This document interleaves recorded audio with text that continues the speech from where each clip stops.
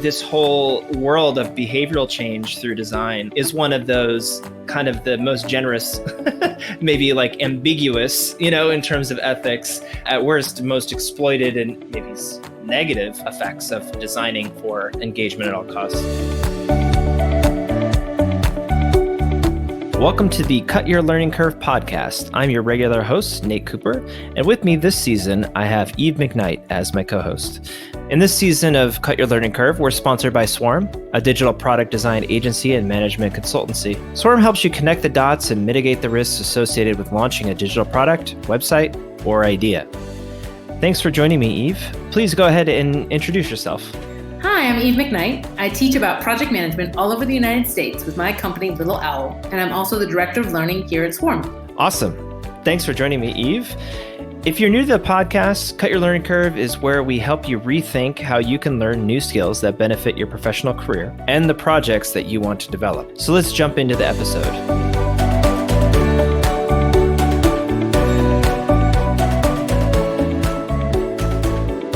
So this season, Eve and I are talking about a number of topics related to the future of work, about education, about careers in the 21st century. And we wanted to talk today about design thinking. I believe I might have talked about this in a previous episode because I think it's a really interesting framework and I've taught it before. I think of it as kind of a very inclusive framework. So for example, with my company Swarm, we do product design. And I think product design is a kind of a design thinking framework. And Eve does a lot of training on Agile, which I think is pretty synonymous with it. So in terms of the way I think of design thinking, it's a problem solving framework for defining and scoping a problem and iterating and testing solutions is probably the simplest definition of it.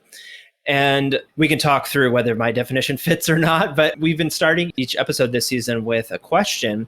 But for this one, we wanted to talk about things we liked and things we didn't like. And Eve came up with this awesome framework that I think will work really nice as we talk about design thinking, agile kind of problem solving methodologies. So Eve, do you want to take it over and we'll go from there? Sure. Thanks, Nate.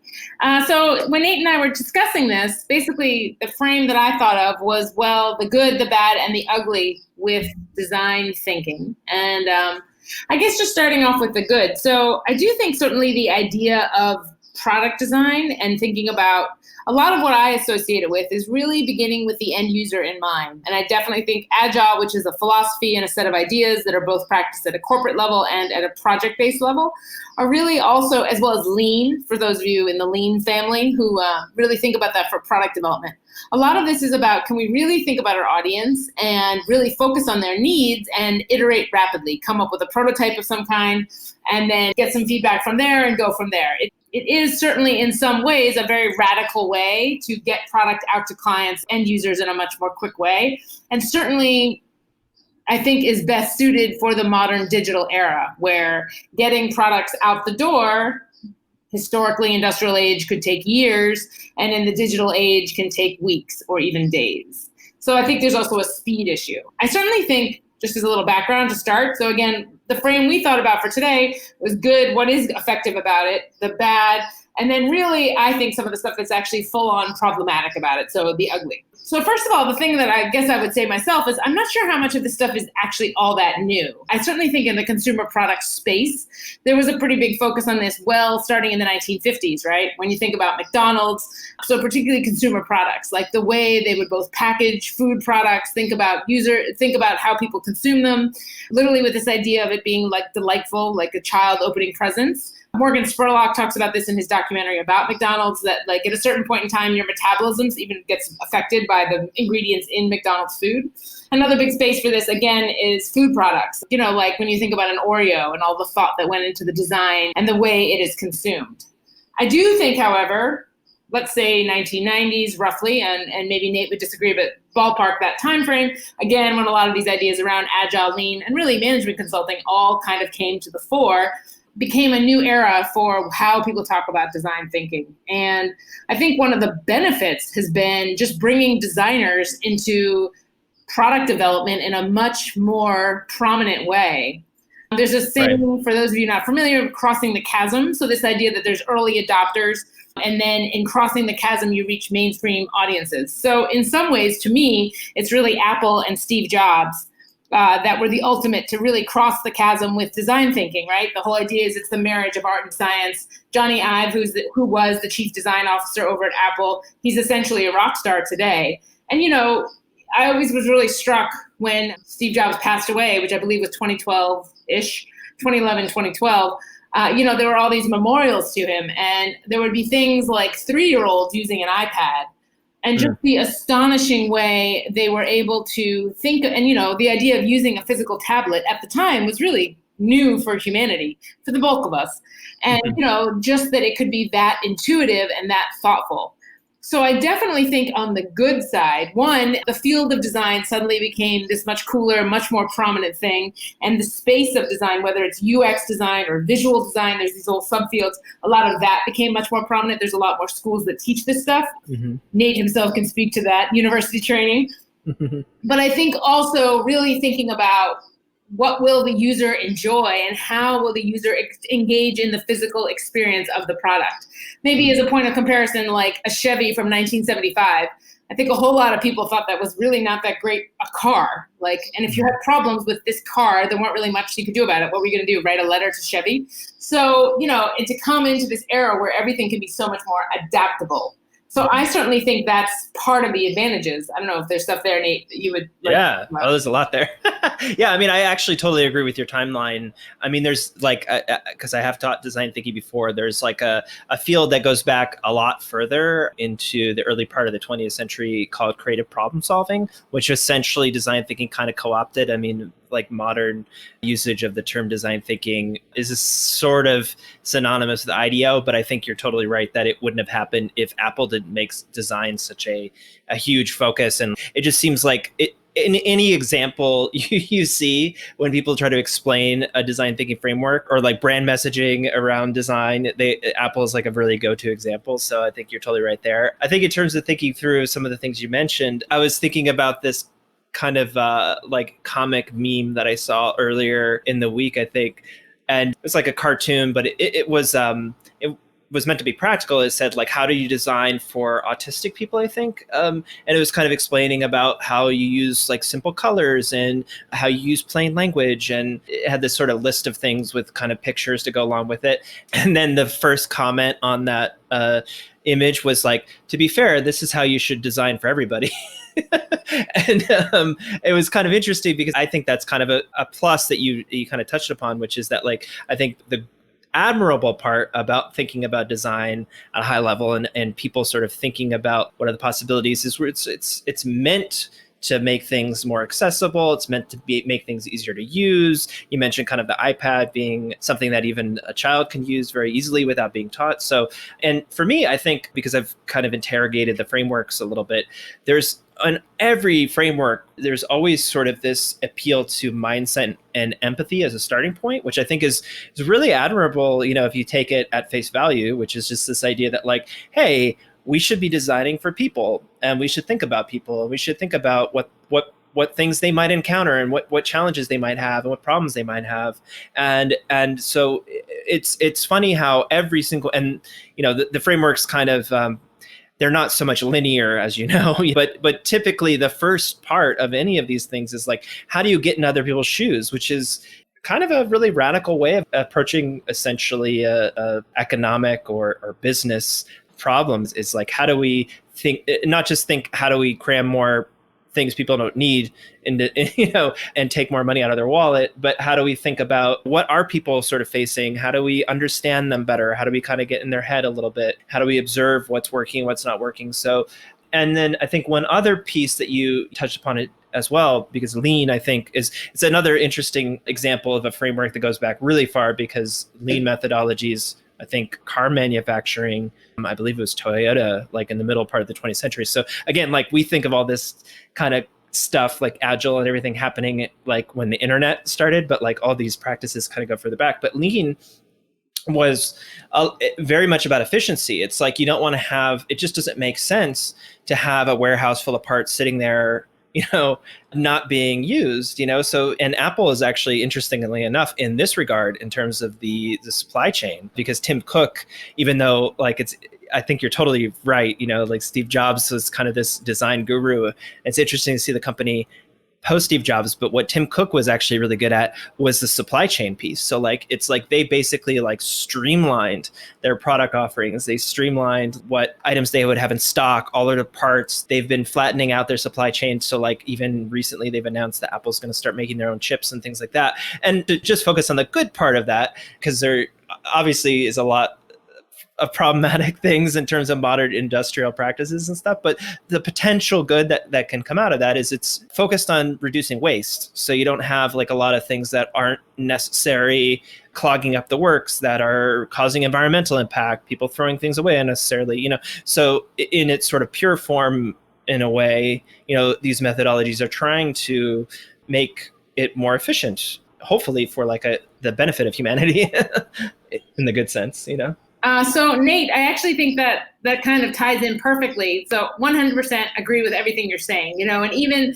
I was just trying to find this sort of, because I had something that falls in the ugly category, which I'll get to in a bit, but this commitment to frictionless, right? Like we have less clicks and less touches, and there is a certain amount of something that makes it feel simpler, right? And I do actually think that's wholeheartedly. I don't think necessarily. So when you were talking about lean as efficient as eliminating waste, yes, that is also true. I don't actually think that 100% of the time design thinking means it is per se more efficient. And I don't think that's always true, but I do think it's very consistently, yes, trying to reach the shoes of the audience. And, credit to a lot of these designers. Like, I think they really come up with stuff that gives users delight, like genuine delight.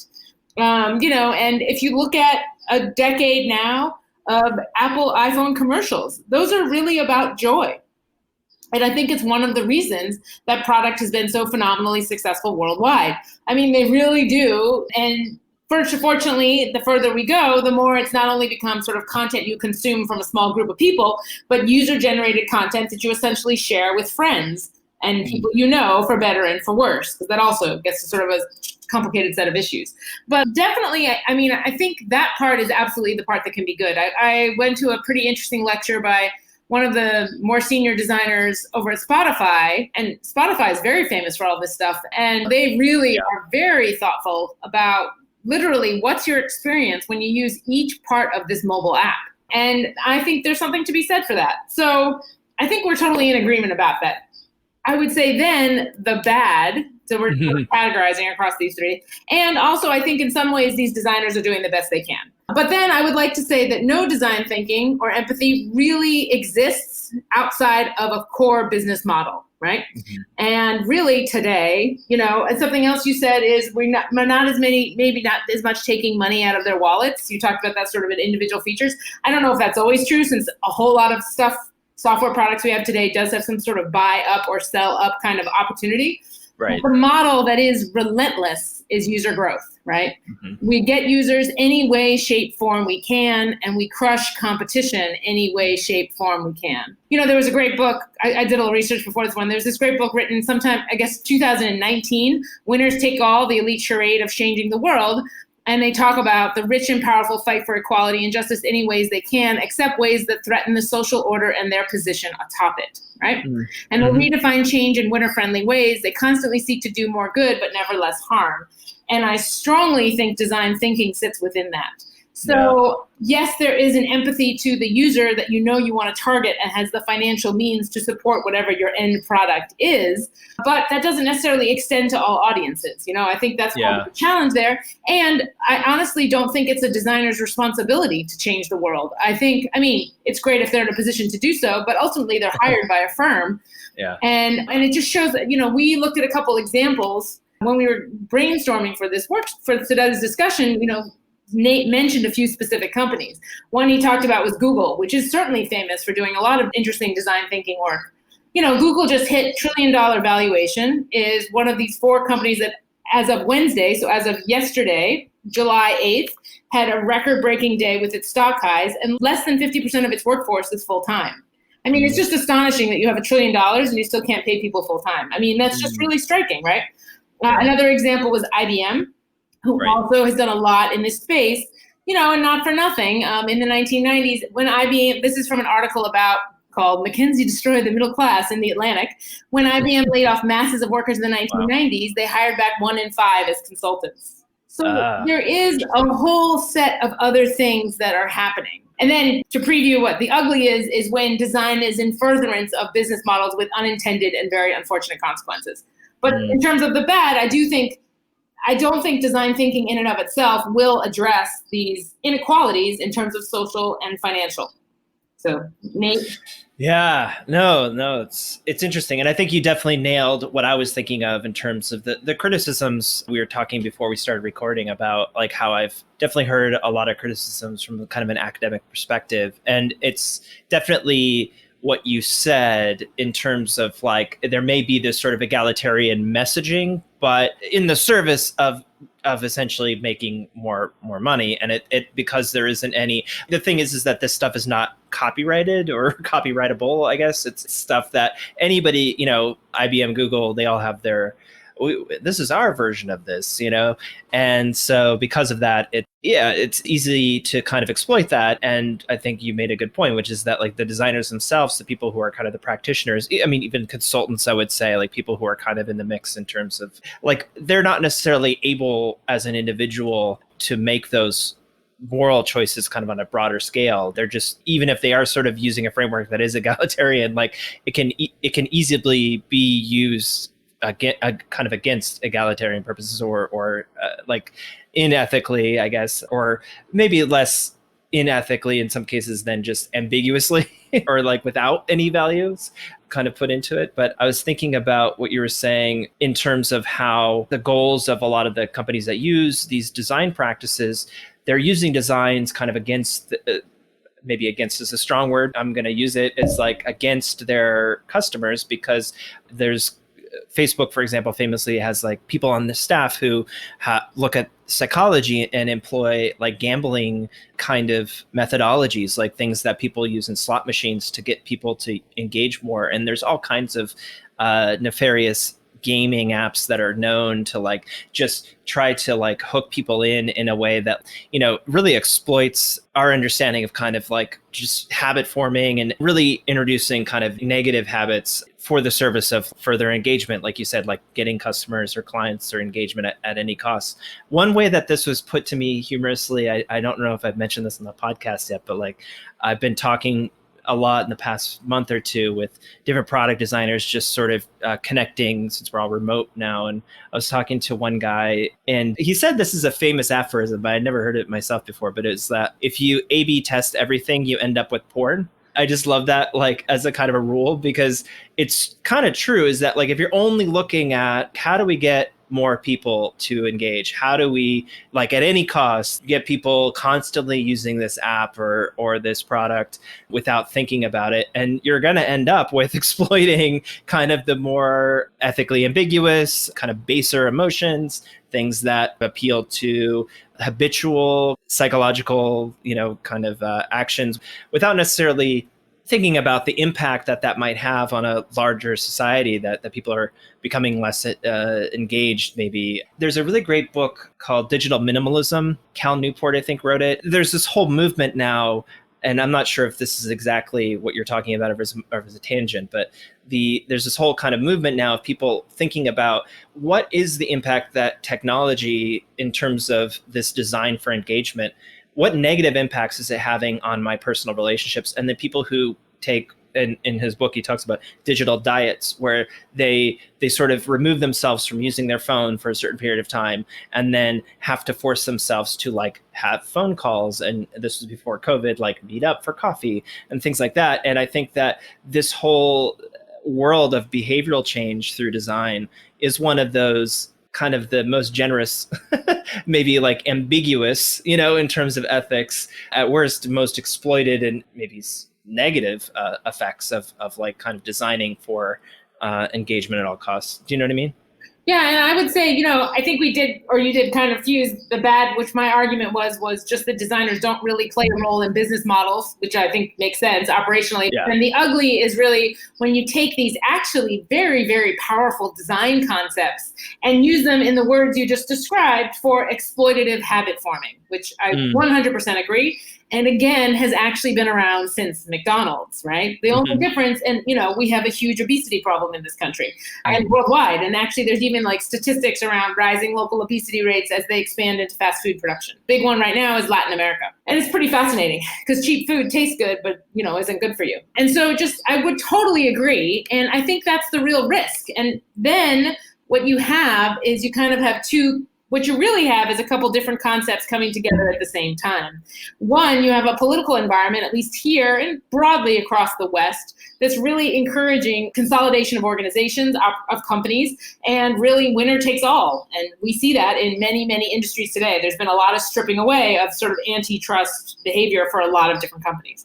And then what you see in service, and then the business goals of these companies themselves, publicly traded can get this value in terms of stock, but certainly in terms of before, specifically in the tech space, there's very specific venture capital benefits to growth alone, which, is just adding fuel to the fire. And then finally, because I frankly think designers are very good at their jobs, I just think it can be quite dangerous when it's in the service of the things we just described. So this was another, and is a really very specific example of this, is in the last, I'm just checking when this, so in the last 2.5 weeks in the New York Times, there's actually been 2 separate articles about this app called Robinhood. So Robinhood is an online trading app, which gives an opportunity for millennials and younger to really experience what it's like to invest, but with real money. And this is from highly recommend Kara Swisher, total huge fan of Kara Swisher. Anyway, and she wrote an op-ed about this, and she talked about from a design standpoint, right? Using an addictive and hyper-gamified interface, seamless and instant onboarding to the glories of trading, and an occasional dollop of animated confetti to jack up the fun factor, Robinhood has grown fast among young people, many of whom are newbies to investing. So again, that it's just textbook what you were just talking about, Nate. And the lead-in for this article is how very tragically a student at the University of Nebraska killed himself when he realized he had a balance of $700,000 on this app, which was actually a technical error, but didn't stop him from killing himself. So, I mean, that's a very extreme example, of course, but it is the broader challenge here. And I don't think designers are in a position to affect these larger business model challenges. And I think it's just a bigger question. So I think where you and I started today was, is this really going to address the woes of the world? And I actually don't think it will, but I do think it can be a very, very powerful set of tools to connect with your audience and to go in furtherance of the goals themselves. I just don't think design addresses what those goals will be in the first place. Yeah, I'm curious, and we don't have to go into much, but I know you're part of the program from a mutual colleague of ours where you're sort of using some of these tools to graft kind of a program and offering. Is it fair to talk about that? Or do you sure. keep that off the record? We were even discussing this. I just feel like it's come up a lot that you've talked a little bit about like kind of how it works really well, and then, but it wouldn't work in other contexts. I mean, imagine, taking a step back. So this is essentially curriculum design for online courses, right? And also how you market it. And it's specifically called a lean launch method. So again, hyper-focused on your user.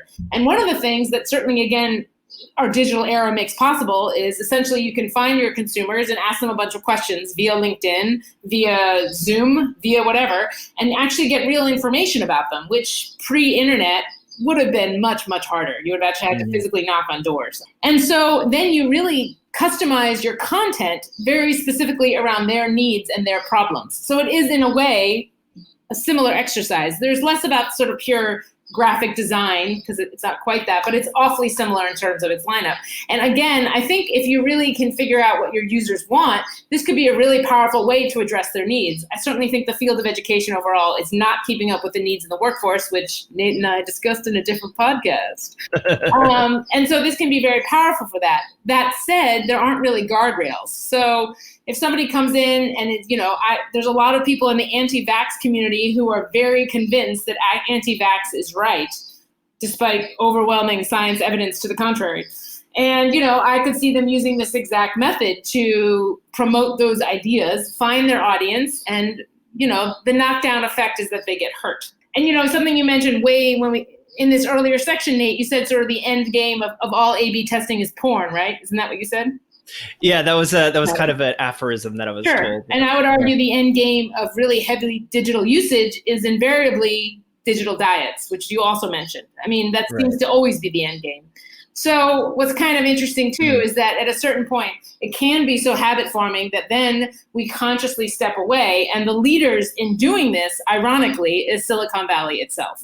Yeah, no. And I think it's to kind of tie it back to what you're saying before too. I didn't know if you were going to go this way, but like Steve Jobs didn't let his kids use iPads, and it's funny because I think in some ways, some of the more, I hesitate to use the word woke, but just to people who are a little bit more aware of the problems with technology are usually those who are closer to it. I definitely feel like the people I know who work in technology think much kind of more closely about these problems in ways that people who don't, I see, like, and I'm talking about like relatives, people I know who like are not employed in tech world. You see, like, yeah, I mean, somebody gets sucked into text messages or Facebook or video gaming. I mean, there are actual like camps for addiction for video gaming. I've heard it's particularly big in South Korea.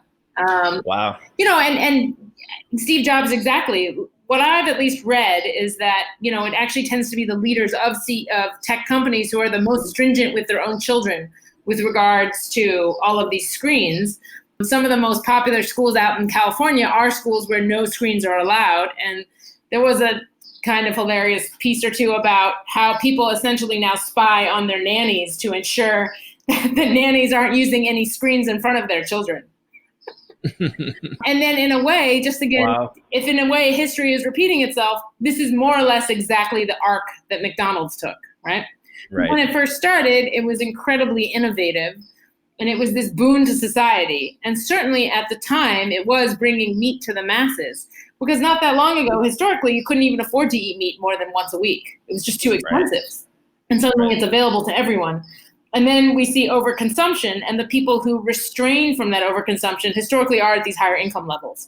And the same thing is really playing out in tech. And I'm not honestly sure, getting back to design thinking, which is where we really started, I still don't know how much designers are even aware of their own role in all of this. I do think, getting back to one other point you mentioned, is you talked about egalitarian messaging. So as Nate mentioned, I teach a fair bit about Agile and the Agile philosophy, which currently 70% of companies, publicly traded companies, say they practice today based on a recent survey.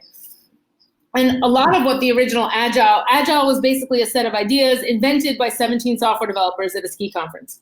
And then it's in 2001, and it's since migrated to all these different fields. But, when you have a set of ideas about how to run things or how to organize people, none of that exists in a vacuum. And that's true whether it's politics or government or companies. It all comes from somewhere.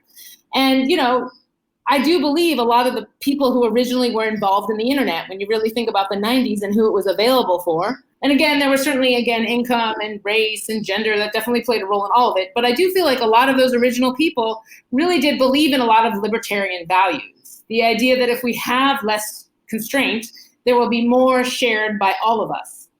And it's been interesting to see how a bunch of ideas, which is I think what Agile was about, and I would argue design thinking, which in its best, to get back to where we started, the ideals of all these things is how can we give more voice to the person on the other end of the screen? Mm-hmm. And it's just interesting to see what it's become. Mm-hmm. Yeah, a lot to think about there. I feel like we could probably have a whole nother conversation on this topic and maybe like break it out a few different ways. But I think this has been great. Do you want to tell people how they can get in touch with you, Eve? Oh, great. So again, I'm Eve. My company is littleowl.us. And again, if you want to follow my Facebook page, facebook.com/littleowl with a 1 at the end. I list all of my latest classes, and I teach nationwide now that we're all online. Awesome. And again, my name is Nate Cooper, and you can find me at Nate Cooper on Twitter. So thank you guys for listening for another week. And thank you, Eve, again, for being such a wonderful co-host this season. Thank you, Nate. Thanks for tuning in to learn with us today. This has been the Cut Your Learning Curve podcast sponsored by Swarm.